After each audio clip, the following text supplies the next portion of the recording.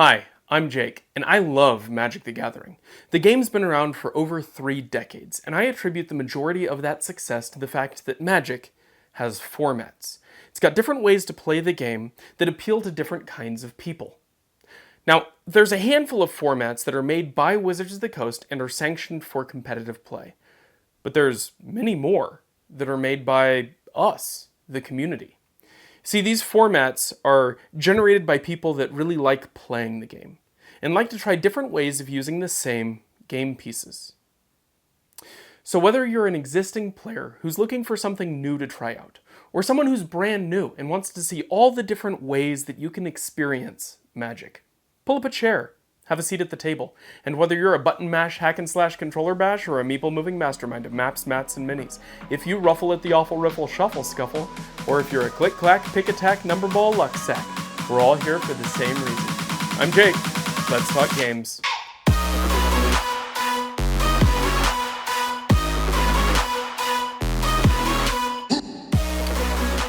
So before we start talking about formats, I think it's time for a little bit of a history lesson.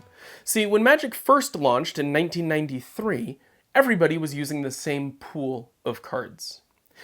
There was a 60 card minimum on deck construction that was nailed down shortly thereafter. I believe initially the minimum was 40, and they also had to institute a 4-copy maximum for cards. Up until that point, you could run as many Plague Rats as you wanted. And so there was a variety of different rules that evolved over time. But the one that I'm interested in happened a few years after the game launched. To avoid the headache of some of these old, unbalanced cards, and to minimize the real tailoring that they had to do with each new set, they instituted a standard format. They called it Type 2, and they bisected their community into Type 1 play, which was every card ever printed, and Type 2 play, which was essentially every card that came out in the last 2 years. This Type 2 became what we know as Standard, and there's been a few different metrics that have been used over time. When I was first getting started, Standard was represented by the 2 most recent blocks and the core set that came between them. So this gives you a phasing set where things will rotate out, and you always have this fresh new format that shows up every year. There's minor balance issues, and occasionally cards would have to be banned, but you weren't carrying the baggage of what is now 30 years of history in Magic the Gathering. Something that you'll see a lot is when somebody suggests a new format, the big concern is that you are bisecting your player base. And so for Wizards of the Coast to split Magic into Type 1 and Type 2 fairly early on, I think is a bold move. But it set a precedent for different formats appealing to different types of people, different player bases, different styles of play, and different interests in the game itself. And I think that's been really crucial for Magic the Gathering, having all of these different formats that can each appeal to a specific type of person. Today, I want to walk through all of the formats, most of the formats, all of the competitive formats, and then a handful of the casual formats, 20 of them. And just talk about what is interesting, what's good, what's bad, and kind of what type of player that appeals to. So first, let's walk through the competitive formats. Starting at the top, like we mentioned before, there is a standard format. Now standard, like I said, typically encompasses the last couple of years. It's got a lot of the recent sets, and a lot of the new things that are being printed specifically for standard. Now there are outliers, like Commander sets, any Universes Beyond product, and some of the modern or vintage Masters sets. Those do not go into standard, but everything else. So right now, Thunder Junction, coming up, Bloomborough. There's some really interesting cards and interesting types of styles being introduced in Standard. Now, I think Standard's really important because it acts as a good jumping off point for a new player. You don't have a huge catalog of cards to choose from. You only have to look at a select number of sets, so there's only so many different archetypes and abilities that you really need to be aware of. It's also always changing, so I think Standard also appeals to people that like a more dynamic environment, where they have to try to solve the format and find other styles of play when their particular style of play rotates out. This can be frustrating from a financial perspective, because you continuously have to buy new cards, but you can buffer that by selling some of your older cards as they rotate out, and if you can time that well, you can just about break even on price over a long period of time. So if I were to list the individual attributes of Standard, I would say that it uses regular deck construction, 4 copies of each card, 60 card decks. It plays like regular Magic. Everyone starts at 20 life. Everyone draws 1 card, attacks 1 time, all of the usual good stuff. And there's no real limits to the card pool except for sometimes minor ban lists and then the cutoff of that standard format. So it gives you a good amount of flexibility for a competitive format. The cons are that a lot of your cards can't be played. If you have a lot of older sets or you're a long-time player, you're going to feel a little bit restricted in how you build the deck. The other con is that the games tend to be a little bit less interesting to some people because there is that limit on the archetypes and the limit on styles of play that can really be exercised in Standard. The next competitive format that we're going to talk about is Pioneer. And you'll note that a lot of these competitive formats follow a similar formula. So for Pioneer, it functions very similarly to Standard, except that it has a slightly bigger ban list, and the cards go all the way back to about 2012. So you have a fixed start point, and it goes through present. Now again, this only includes cards that were Standard legal, so this will exclude all the Universes Beyond, Commander Set, Modern Masters, and all of that stuff. The nice thing about Pioneer is that you have a much larger base of cards that you're working from. Theoretically, this gives a larger variety of decks that can be played, and I think Pioneer is actually in a pretty good place right now. The cons of this is that it's stuck in a weird middle ground where they have produced a lot of interesting things for Modern, and they're producing a lot of new interesting cards for Standard, but Pioneer feels like whatever's left, kind of in the middle, and so it's nostalgic to be able to play with some of your old Standard decks, but probably doesn't have that different of a feel format-wise from current Standard, especially power level-wise. I think it's only slightly above that.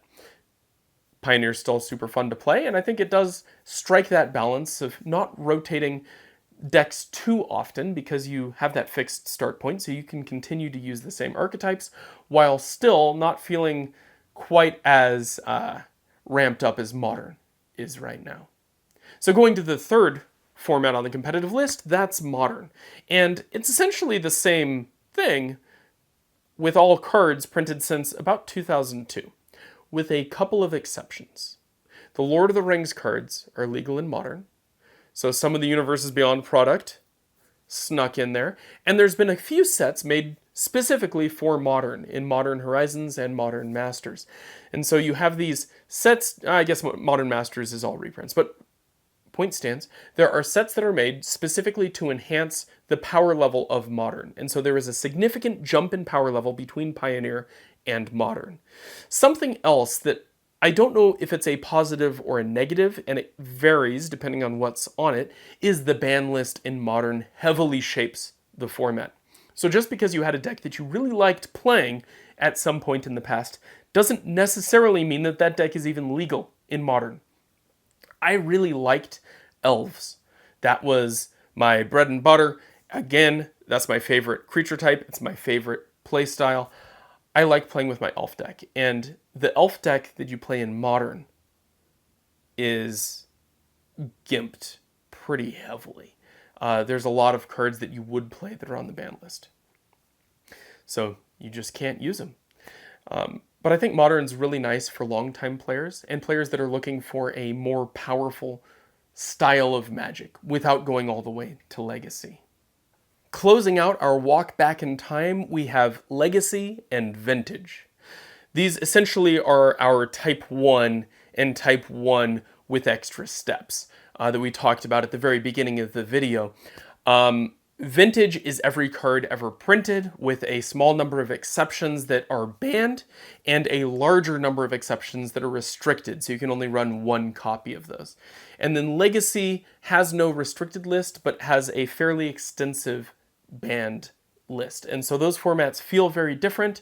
Both of them feel significantly higher powered than Modern, and Vintage is kind of the Wild West, although Thunder Junction didn't add a lot to that, so we're not going to see too many cowboy hats in Vintage, although I think that would be really funny with kind of that feel. Regardless, Legacy and Vintage are for players that have been playing for a very long time, or have very large pocketbooks, or are just looking for the most complicated, esoteric decks that they can possibly build. It is CEDH on steroids. If you wanted to play Yu-Gi-Oh! In Magic, that's what Vintage is. It's a really fun format to play, but it is definitely not for everyone. There's a few other formats that Wizards of the Coast sanctions that are not part of that timeline.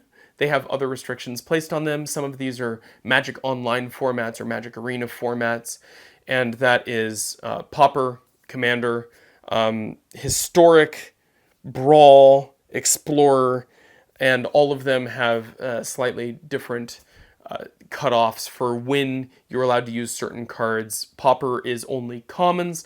Commander is a 100-card singleton with a command zone and a different ban list. And all of these are technically sanctioned, but probably not your typical main event at Wizards. Finally, we get to the last couple of things that Wizards of the Coast has as their sanctioned formats, and these are the limited formats. So this is either draft or sealed, and there's a selection of packs that you will open one at a time, and in draft, pick one card and pass the rest. And so you build your deck gradually, choosing cards one at a time. And then sealed, you are given a selection of packs or other product. The pre-release is probably the best example for sealed, where you have a fixed pool of cards that you have to build your deck from, and then go into the tournament against other people that have built their deck the same way. The pros of these limited formats is that everyone is starting from ground zero. Everyone starts with the same general pool of cards. And there is some variance, and sometimes people will have a stronger pool than others, but it really does reduce some of the entrance criteria for constructed, being that the buy-in is usually, 15 to 30 bucks, and the prize pool is commiserate with the amount of money that goes into it, but you don't have to buy that $500 or $600 deck up front.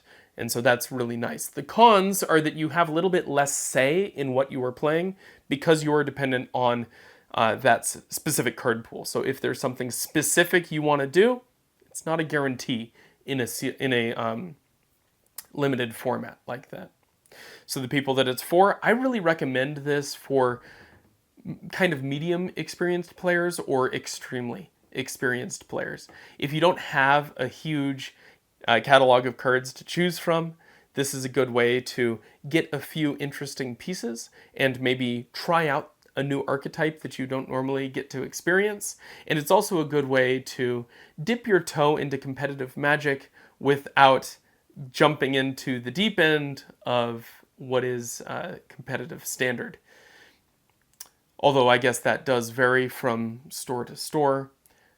Either way, I think limited is a good experience to start playing competitively. And now the main event. Let's talk about all the casual formats that exist in Magic the Gathering, or at least the handful of them that I've written down. I'm sure there's many more than this, and if you have one that's different than what's in this list, share it down below, because I love trying out new things. In a video that was posted recently, someone suggested playing without using land and simply ticking up mana like in Hearthstone, and we tried that last night, my wife and I, with an old draft deck that we did, and we'd taken all the land out of it. And it's a very different gameplay experience because you were consistently drawing gas, and because all of your lands tap for any color of mana, you kind of are always on perfect curve. It makes it a different gameplay experience, and obviously if you lean into this, you could build a deck that is extremely degenerate in that format. But I definitely think that there are some ways of tailoring that make it pretty interesting to play. So on the list that I have, first I'm going to start with the most common format, I think, right now, and that being Commander. It is a casual format, ultimately. It's based on essentially breaking every rule of regular Magic the Gathering. Because we talked about how in standard construction rules for Magic. You start with 60 cards. Commander uses 100. You can use 4 copies of any card. Commander uses 1. You have a deck that you have to put shuffled in its own place. Commander has a command zone with 1 card that you always have access to. There's a lot of rules that Commander breaks in the way that you build your deck. But it also has rules that you break in the way that you play your deck. See, in Standard Magic, you start at 20 life, and in Commander, you start at 40. In regular Standard Magic, there is no Commander damage, but in Commander, if you take 21 damage from any one Commander, you lose the game. And in Standard Magic, you typically play 1-on-1, whereas in Commander, you're playing in a 4-person free-for-all most of the time. It's just a really unique style of play, and I think it appeals broadly to people because it allows new players to use any single new card that they get that looks good in their deck. It's really easy to slot that in. And for old players, with a huge amount of bulk and other random cards, you can build Commander decks easily. You don't need to track down multiple copies of a card. You just need 1. And it also reduces the barrier to entry price-wise because you only ever have to buy 1 copy of a card for your Commander deck. What's interesting about Commander is that it is so popular, it has spawned several of its own formats. We see derivatives all the time. There's Gladiator, there's Tiny Leader, there's Oathbreaker, and they all have their own little idiosyncrasies. Oathbreaker is really interesting because instead of using a legendary creature as your commander, you are using a planeswalker as your commander. And in addition to that planeswalker, you give them a signature spell. So it still follows the same identity rules of Commander. That's another thing that Commander does weird, is all of the cards in your deck have to be the same identity, meaning fitting in the same colors that your Commander represents. Not their mana cost, but all mana symbols on the card. So your new Sisay with all 5 mana costs in their text box counts as having an identity that is all 5 colors. But in Oathbreaker, you have a signature spell, an instant or sorcery, in addition to your Planeswalker, that exists in the command zone and can be cast as long as you control your commander. Some of these smaller formats, the derivatives of Commander, definitely have a more solved feel. Because you are playing with fewer cards in your deck, you have more consistency. In some cases, you also have further restrictions on the color combinations that can be played. There are not planeswalkers in every color combination. Or by mana cost. In Tiny Leaders, you can only use cards mana cost 3 or less. Or in Gladiator, you can't use a very long list of cards that are legal in Commander. So, because of those restrictions, the decks can feel a little more samey. More cards in common. Something I brought up earlier is that Commander, by design, I think leads to a fairly competitive level of play. But in its mission statement, it has this social contract, this idea that everyone wants to have fun while playing, and you're not just playing to win. And I think that's really cool for a casual format. That's something that Commander does really well, that is somewhat unique to it, and something that I think really brings new people into it, and is one of the reasons why this particular casual format has taken off. Another casual format that has lasted for a very long time, with good reason, is Cube. Now, Cube is a style of draft, where essentially you build an entire set of Magic cards. So instead of buying a booster box and using booster packs out of that box, you build your own. You choose each individual card, and every time you play, each player builds packs out of that cube. The things that make Cube really interesting is that there's no real limits to what you include. If you want to play a cube entirely based on an unset, you can do it. If you want to build a cube that is powered up to be vintage legal, you can do that. If you want to build a cube that is entirely Stormcrows, you can do that too. I don't think the gameplay would be super interesting, But you can do whatever you want with Cube. And it's a great way to bring one box to the table in which everybody has a nice balanced experience and everyone is starting from the same basic starting point and able to play with cards that they might not otherwise have access to. The only time I have ever held a Black Lotus in my hand was when I was drafting Cube. And I didn't pick it. I probably should have, but Vintage Cube is a lot of fun. I highly recommend it. There's also some other variations on Cube in different styles. One way to play draft that is not quite Cube but similar is Chaos drafting, where you have a selection of booster packs from throughout Magic's history, and you draft those. And you don't have consistent archetypes, you don't have consistent color pie feel, because Magic has changed several times over its lifetime. But each person starts with any 3 packs you want to bring, and you just draft those like a regular draft. You get some really weird combinations that you wouldn't normally see in that draft environment, but you still have that same kind of card pool limited feel. And it's a really fun way to spend an afternoon. Now let's move on to a couple of the casual formats that have weird deck construction rules that might not affect the actual gameplay. One of them is Pauper itself, generally started as a casual format, and its only restriction is that you can only use cards that were at one point printed at common. So some cards start at uncommon and have been downgraded to common. Other cards start at common and have now become rare. Have a look at Ristic Study. There's quite a ban list on Pauper, and it is now a fully sanctioned event for Magic online by Wizards of the Coast. So they do have a ban list specific to the format, but that doesn't necessarily restrict what you can do in your own individual metagame. If there's some cards you don't feel belong, take them off the ban list. Try it out. See if it is as broken as they say it is. Some of them are probably usable. You can probably pull them off the ban list without significant disruption. Others completely change the landscape of the game.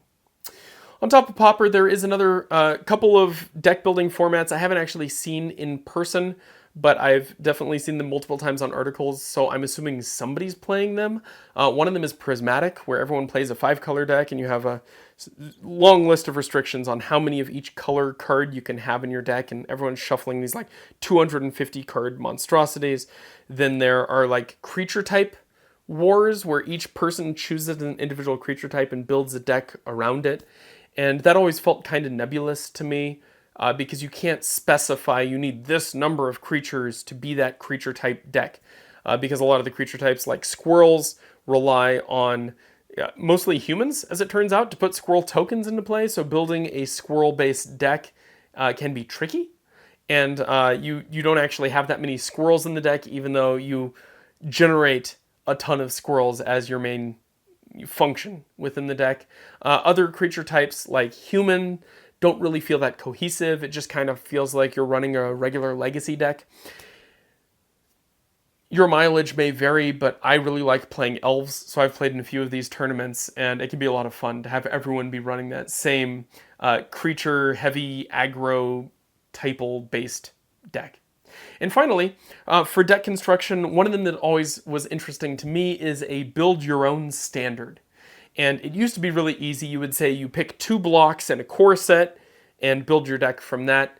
Recently, they haven't been doing blocks in quite the same way, so it might be a little bit more difficult to find ways of putting it together. But definitely, if you kind of look at it like the 2 big sets, 4 little sets, and a core set, you should be able to put that together from some of the more recent things that have come out.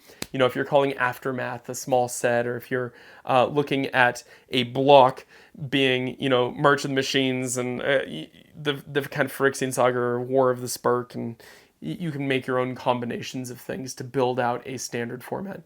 But everyone kind of comes with their own standard-ish deck where it has a restriction on which sets the cards came from, and then you just play a regular tournament like that.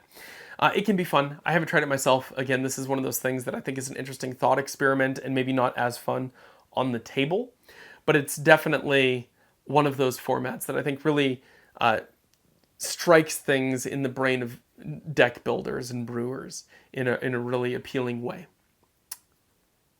Moving on from specific decks that you're building for these casual formats, I think there are many formats that are reliant on the way that you play the game, and the deck that you're playing is irrelevant.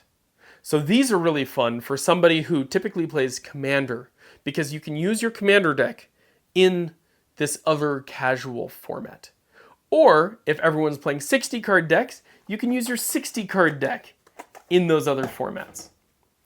The first one that comes to mind for me is one of the ones that Wizards of the Coast themselves made, and it's called Planechase. Essentially, each player sits at the table, and you can play with any number of players, but I think it's designed for 4. It seems to be the sweet spot for multiplayer Magic, but anywhere from 3 to 5, 7, whatever. And there is a separate deck in the middle of the table that is the planar deck. And that deck contains a bunch of specific planes that affect the table at large. So if you think about Yu-Gi-Oh! With field effects, that's kind of what this is. The top card is flipped over, and everybody is under whatever effect is on that plane. At the start of each player's turn, they roll the planar dice, and that dice has a couple of symbols on it. One of them makes you planeswalk to the next plane. One of them triggers the chaos effect on the plane itself. And gameplay continues like normal. You can spend mana to roll the dice multiple times. Your first extra roll is 1 mana, then 2 mana, then 3 mana. It makes kind of a mini game within the game, and sometimes that leads to people spending so much mana on rolling the dice they're not actually playing their cards out, and the game can run a little long. But I really like Planechase in the way that it changes the gameplay experience and can let some decks shine that otherwise wouldn't have a chance at a specific table. Moving on to another Wizards product that they specifically made for this casual play, you have Archenemy. They've tried Archenemy a few times, and the idea is that you have the whole table versus one player. And in my experience, these games go one of 2 ways. Either the Archenemy is immediately overrun and crushed, and there's nothing they could do about it because 1v3 or 1v4 can be very difficult to hold your own against. Or the Archenemy is unstoppable, flips over the correct Archenemy cards, and is able to overwhelm the table single-handedly. And so because of that, I think it's actually in a pretty good place. I think it can be hard to balance, but again, each player can roll in with an EDH deck or a regular 60-card deck and have at it. It's a whole lot of fun, and it's definitely a very different way of playing the game that you wouldn't see in a regular Magic the Gathering setting. Thirdly, we're going to throw this back to an old product that Magic the Gathering had. Way back in the day, Wizards of the Coast made a pack of cards called Vanguard. And Vanguard were oversized cards, each being a specific character from that world, from the story of Magic, that gave you a specific change to your deck or your hand or your play style at the expense of other aspects of it. So maybe they gave you extra cards in your starting hand, but you start with 5 less life. Or you start with fewer cards in hand and less life, but you draw 2 cards a turn. A lot of these different Vanguards do unique things, and some have activated abilities on the card itself, so it's kind of like you always have a Planeswalker active. It was not super balanced. You can look them all up online, and I think you should probably try it out. It's super fun, especially building a deck around specific Vanguards to take advantage of the benefits that that Vanguard gives you. Magic Online did this as well with a very long list of other Vanguards that you can use that were never printed in cardboard. But that's a really fun, casual way to kind of involve outside the game pieces. And again, it's the type of format where you can play with whatever deck you want to. It's flexible in that way. Moving on from specific gameplay style formats, there is a handful of formats that are tailored to just the number of people you have at the table. We've all sat down with 3 people at the table, and you can play 3-person free-for-all. But then as you go up to 4 people, 4-person free-for-all can take a while. We've all had those Commander games that take 2 to 3 hours. To limit that, you can try playing Two-Headed Giant, 2v2. take your turns at the same time, you attack at the same time, you can, depending on your rules, you can defend for each other or not, you have same life total, shared life total or split life total. However you want to handle the game, there's a lot of different ways to play Two-Headed Giant, especially in a casual format. But what happens when you go above 4? How do you play with 5? One of the formats that I've really enjoyed playing with 5 is a format called Star Magic, or Pentagon Magic, or something along those lines. And if you look at the Wizards of the Coast website, they've talked about this before, but I think they envisioned it as the 5 colors of Magic going to war against each other. So you play one of those 5 colors. But that's irrelevant. That's not the interesting part of this casual format. The real interesting thing about Star Magic is that your only goal is to eliminate the 2 people opposite you at the table. If those 2 people lose the game, you win, regardless of your neighbors. So you have these built-in allies where every 2 people is trying to eliminate the person across the table from them. But if they accidentally also eliminate the person next to them, they might lose the game. So it's this tug-of-war balance of who do you help and who do you team up with over the course of the game. You find yourself allying with people that you need to eliminate to win the game, just to keep them alive at different points. So hopefully, at the end of the game, you, or maybe you and your friend, are able to win the game together. And it's a cool way of playing the game with 5 people at the table. But what happens if we go up to 6 people at the table? Now, if you've ever played a Commander game with 6 people, you know that can take days, weeks even. So, to limit that, one of the formats that we used to play a lot is a format called Emperor.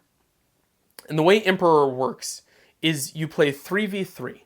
And the person in the middle of those 3 is the Emperor. Now, the Emperor can't attack. So it's really good to put your control deck or your, less aggro deck into the middle, but not necessarily. Because the Emperor, when they play their creatures, can play their creatures onto the board of their lieutenants.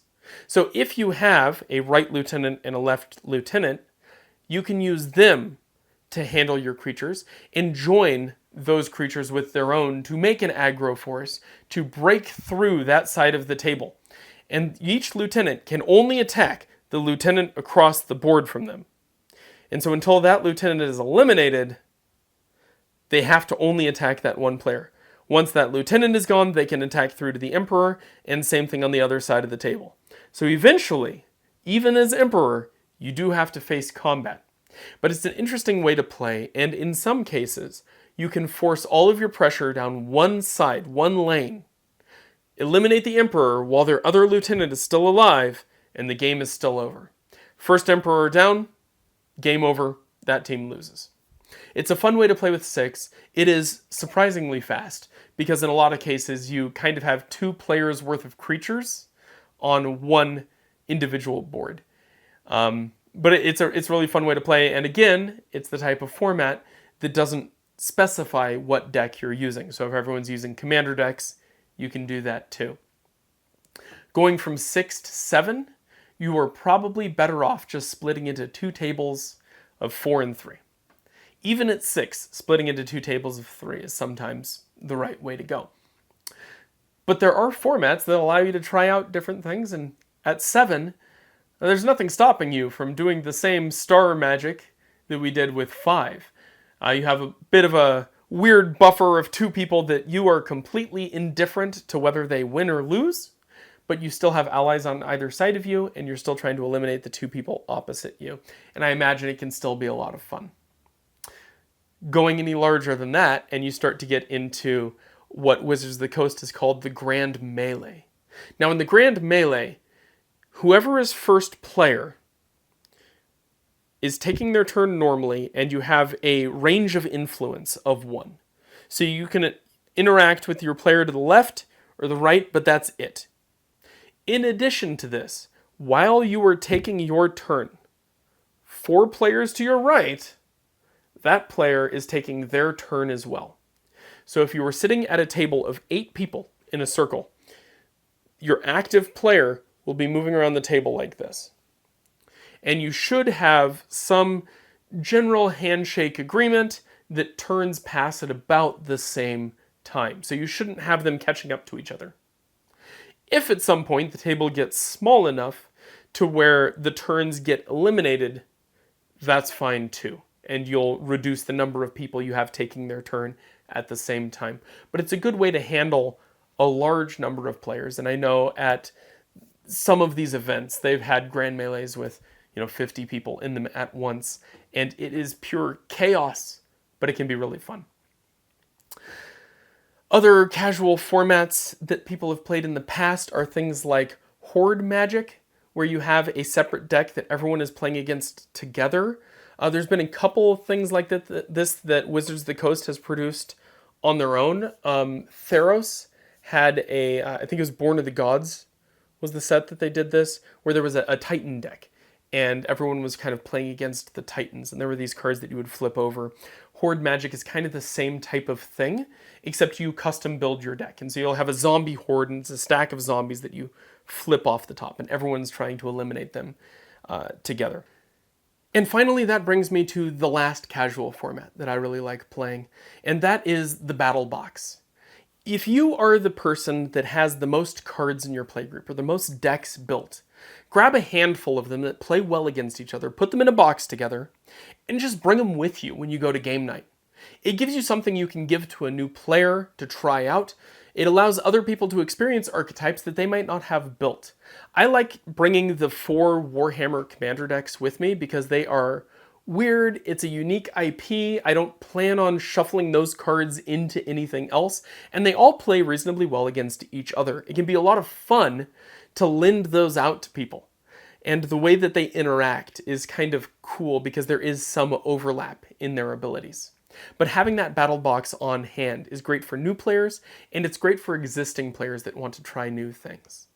And so I encourage you to go out there, try some new formats, invent some of your own, find what makes Magic interesting to you, and find the format that works best for that.